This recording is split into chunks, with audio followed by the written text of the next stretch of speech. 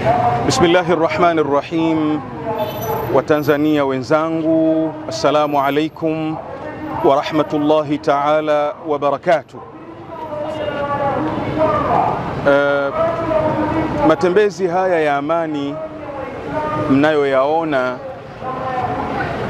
na kutembea huku ambako mnakuona leo katika ardhi ya Tanzania lakini duniani kote ni muendelezo wa kuikumbuka siku ya Qudsi.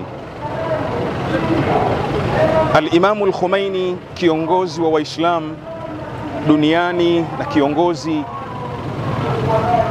wa Shia duniani, moja katika maelekezo yake aliyoyatoa miaka mingi iliyopita ni kuifanya Ijumaa ya mwisho iwe ni siku ya Qudsi. Na malengo makubwa ya Qudsi ni kama yafuatayo. Malengo ya kwanza ni kukikumbuka kibla cha kwanza cha Waislamu, msikiti wa kwanza ambao Waislamu walikuwa wakiswali wakielekea hapo, ambapo ni Masjidul Aqsa.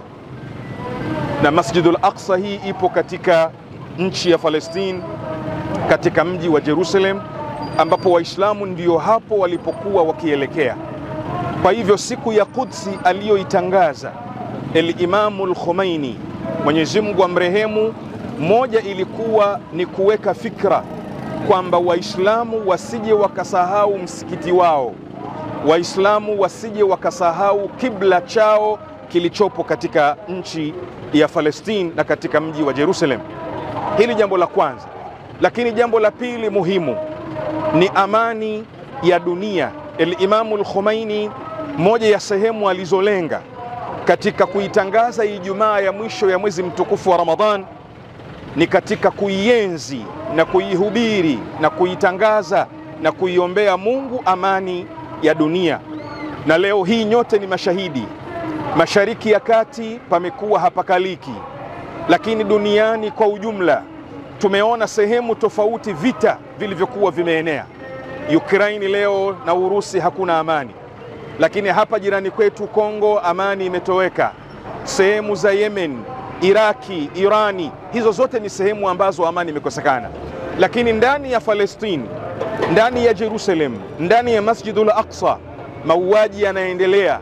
Watoto wasiokuwa na hatia wanauawa, akina mama wanauawa, watu wazima wanauawa. Kwa hivyo moja ya malengo ya siku ya Qudsi ni kuienzi amani ya dunia.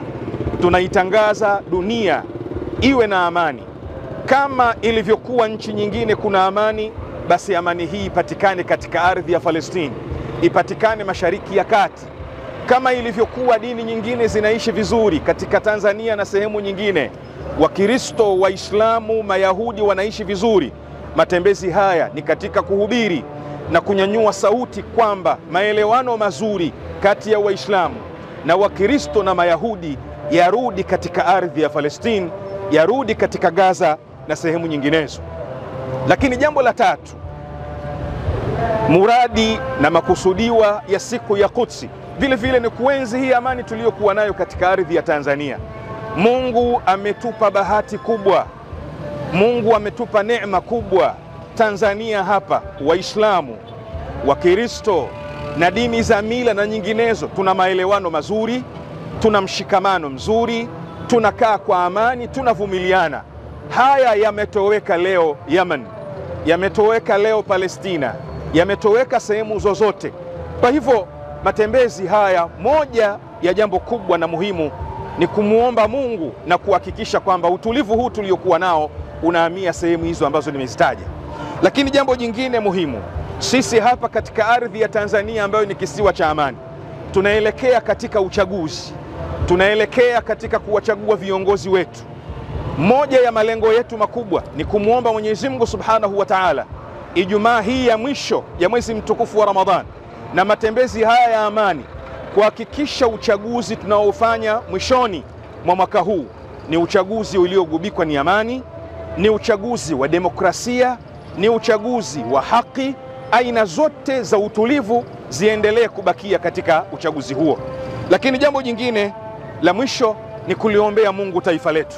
Matembezi haya, moja ya malengo yake makubwa ni kuliombea Mungu taifa. Kipindi hiki tulichokuwa nacho basi liendelee kubakia taifa la amani, taifa la watu wanaokaa vizuri, ambao hawajui kubaguana, hawajui mizozo. Lakini tunakuelekea kwenye uchaguzi, vile vile tumuombe Mwenyezi Mungu Subhanahu wa Ta'ala, uchaguzi unaokuja uwe ni uchaguzi wa kheri na baraka na maelewano mazuri, uwe ni uchaguzi ambao amani na utulivu unatawala katika uchaguzi huo. Lakini mwisho, vile vile malengo yetu makubwa kwenye matembezi haya ni kumwombea Mungu huyu ambaye amekamata kijiti cha amani, huyu ambaye ndiyo mdau mkubwa wa amani, mpendwa rais wetu Daktari Mama Samia Suluhu Hassan, kumwombea Mungu kwamba Mungu ampe nguvu, amthibitishe, ampe taufiki. Wale wote wanaomkusudia kwa shari wafeli katika misheni yake, katika wanavyomkusudia, ili tuendelee kubakia nchi ya amani, ya mshikamano, ya maelewano kati ya dini zote. Lakini wanaomsaidia wote nao Mwenyezi Mungu awape nguvu, awalinde kwa macho yake mawili ambayo hayalali. Iendelee kubakia Tanzania ya amani na upendo na mshikamano, na haya tuliyokuwa nayo mazuri yarudi katika ardhi ya Palestina, yarudi katika ardhi ya Gaza. Ibakie Gaza ni Gaza ya Wakristo, ni Gaza ya Mayahudi, ni Gaza ya Waislamu, ya amani na mshikamano. Wassalamu alaikum wa rahmatullahi wa barakatuh.